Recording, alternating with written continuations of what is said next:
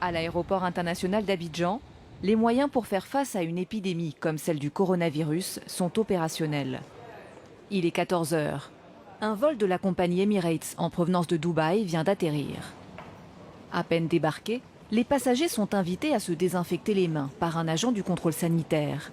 Certains arrivent de Chine. Je suis parti de Chine et j'ai voyagé avec un masque. Je ne l'ai pas enlevé de tout le trajet, par mesure de sécurité. Avant de rejoindre les douanes, ils doivent passer devant ces caméras thermiques qui scannent les passagers dans un rayon de plusieurs mètres. Ces caméras thermiques servent à relever systématiquement la température de tous les passagers. Si à l'intérieur d'un groupuscule de passagers, il y a une ou deux personnes qui sont en hyperthermie, donc qui sont en train de faire une fièvre supérieure ou égale à 38, automatiquement, l'alarme se déclenche au niveau de la caméra. Un curseur situé sur ces écrans permet d'identifier le passager fiévreux. Un dispositif installé il y a 5 ans lors de l'épidémie du virus Ebola est maintenu depuis. Voilà, merci. Les agents peuvent aussi contrôler la température à l'aide d'un pistolet thermique. Ce jour-là, aucune fièvre n'est détectée. Mais si tel était le cas, une cellule pandémie a été mise en place à proximité de l'aéroport pour mettre en quarantaine les cas suspects.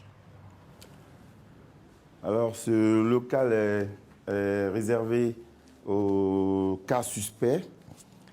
Le cas suspect donc va séjourner ici le temps des investigations de l'équipe pluridisciplinaire.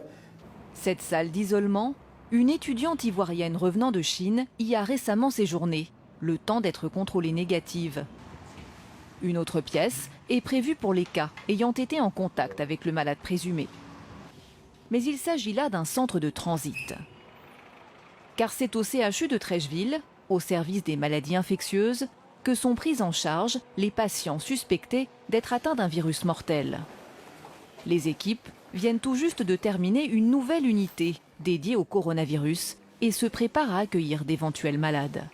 C'est une zone qui est carrément isolée, avec un dispositif d'entrée et de sortie à sens unique. Et les chambres, pour le moment, sont des chambres individuelles qu'on pourra moduler en termes d'augmentation de la capacité. Les malades sont confinés dans une chambre, hospitalisés de façon individuelle. Ils ont du gel hydroalcoolique pour le lavage des mains. Et puis, ils sont porteurs aussi d'un masque. Dans chaque chambre, tout doit être préparé, comme si le patient était atteint du coronavirus. Tout le matériel est à usage unique. Et pour le personnel soignant, en contact avec le malade, un protocole de préparation et d'habillage existe afin de ne pas être contaminé.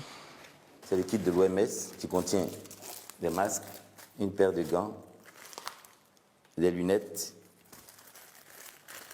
des surbottes et puis la blouse en elle-même. En cas d'éventuelle transmission, ou du moins contamination, les germes resteront sur l'équipement. Donc c'est un équipement qui sera jeté juste à la sortie de la chambre. Si la maladie est confirmée après analyse, le patient sera hospitalisé dans cette unité pendant 10 à 14 jours. Le CHU de Treichville a déjà dû faire face à ce genre de crise.